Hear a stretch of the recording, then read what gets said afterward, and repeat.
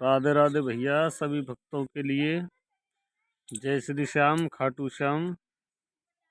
और ये नई साल आपके जीवन में ढेरों सारी खुशियां लेकर के आए।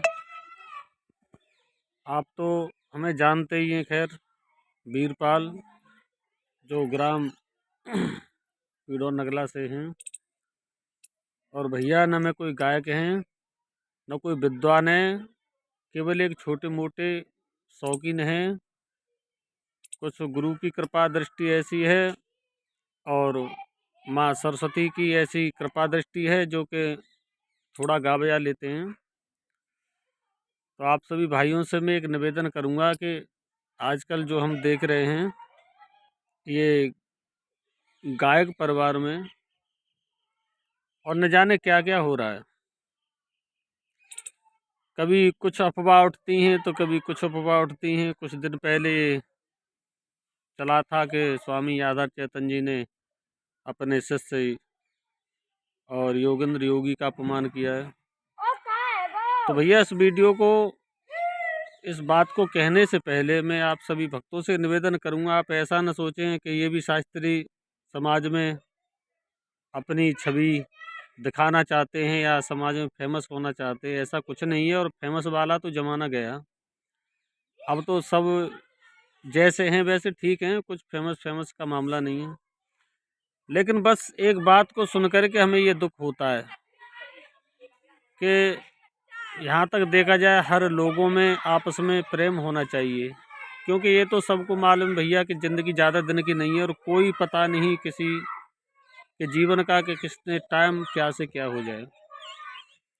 और इतने पर भी इंसान एक दूसरे को देख कर के इतना जलन मानता है, इतना दुखी हो रहा है, पता नहीं क्या होने वाला है। अरे भैया जलन क्यों मान रहे हो? न तो किसी के जलने से कोई इंसान गिर जाएगा और न किसी के जलने से कोई इंसान ऊपर उठ जाएगा उठाने से।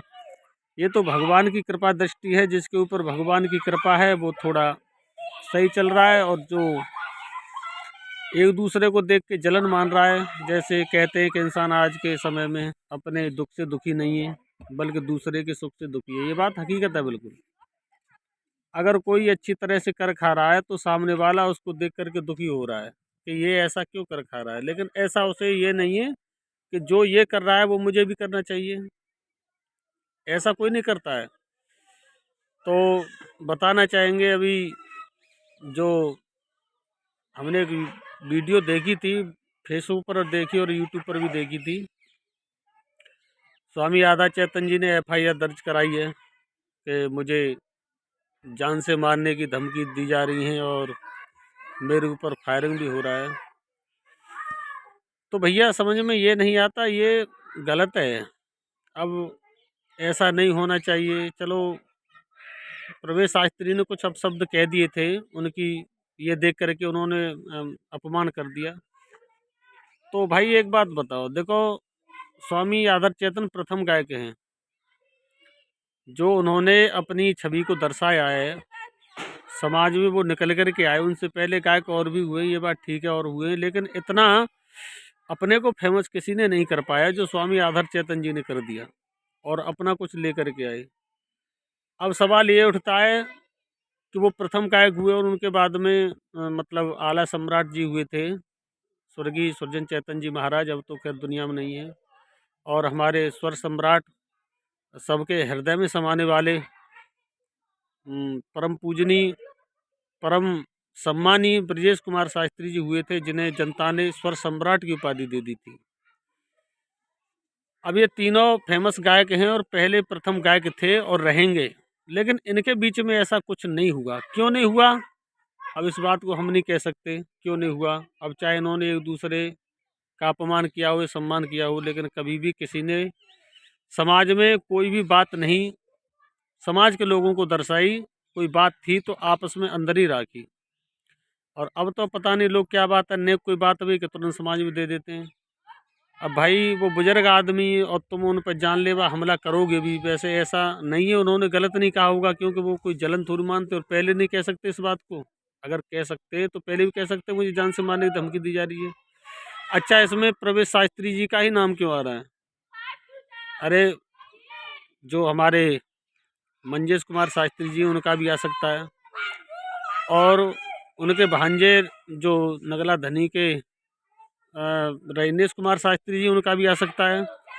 और भी हैं जैसे नरेश शास्त्री हैं और रतन शास्त्री, जितने भी कलाकार हैं अच्छे अच्छे, उनका सबका नाम क्यों नहीं आ रहा? क्यों आ रहा है प्रवेश शास्त्री का नाम? तो पहले तो उन्होंने अपशब्द कहे, वो अपशब्द उन्हें नहीं कहने थे। अरे भाई एक बात समझो, आपके बड़े भ्राता जिन्हें आप गुरु मानते हो वो उनके भी गुरु हैं, आपके बाबा हुए। और बाबा ने अगर कोई बात कह दी तो क्या फर्ज ये बनता है कि नाती उसके बारे में अपशब्द कहें? वो गलत है। कहने को तो नरेंद्र नादन ने भी कहा था, लेकिन उन्होंने ऐसा नहीं कहा था। उन्होंने उनका सम्मान करते हुए जो भी शब्द कहा था, सम्मान करते हुए कहा था।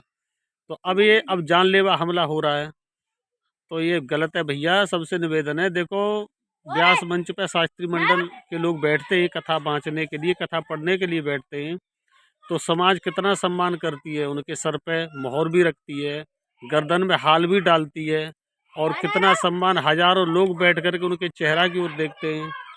और आज तुम या अगर यही कानून तुम्हारी बनती गई और यही तुम्हारी सोच आगे को बढ़ती गई, एक दूसरे से इतनी जलन मानते गए, तो शायद है कि जहाँ नोटों का हार पड़ रहा है वहाँ पर तुम्हारा कोई दूसरा हार इंतजार करेगा। अब इस बात के लिए मैं नहीं कहूँगा, आप सब लोग समझदार हैं। और जो तुम्हारी रोटी रोजी है, जिससे तुम कमा खा रहे हो, अगर ये हिसाब किताब रहा तो ये रोटी रोजी भी तुम्हारी बंद हो जाएगी। उसी से राजी रहोगे जो कंपनी 12 घंटा काम करोगे या खेती हारी में काम करोगे। तो ये जो हो रहा है बहुत गलत हो रहा है, इस पर थोड़ी कंट्रोल करे भैया। कोई किसी से जलन न माने, क्योंकि जलन करने से कभी कुछ होता नहीं है। अपने शरीर का खून जलता है, तो माफ़ करें, जहाँ नोटों का हार पड़ रहा है तुम्हारी गर्दन में, दूसरा हार न डलवाएं और इस छवि को थोड़े बचाते रहें। आप भक्तों से मेरा यही कहना है। अब आप ये सोचें, मैं ऐसा, मेरा कोई उद्देश्य नहीं है जो कि समाज में फेमस हो जाऊं, ऐसा कुछ नहीं है। मैं केवल एक अपने, क्योंकि इस चीज़ का छोटा मोटा तुच्छ सा कलाकार मैं भी हूँ, तो जिस चीज़ पर जिसके स्टाफ में और अगर कोई ऐसी बात चले तो भाई दुख सबके लिए होता है। अगर जो इससे जुड़ा है तो उसे तो दुख होगा, और जो ये चाहता हो कि ये बंद हो जाए तो भैया शौक से करो आप। तो इन्हीं शब्दों के साथ मैं अपनी वाणी को विराम देता हूँ। आगे आपको क्या करना है, सोच समझ के कदम उठाइए और ऐसा न करें। सभी भक्तों के लिए जय श्री राधे, राधे कृष्णा, जय खाटू श्याम।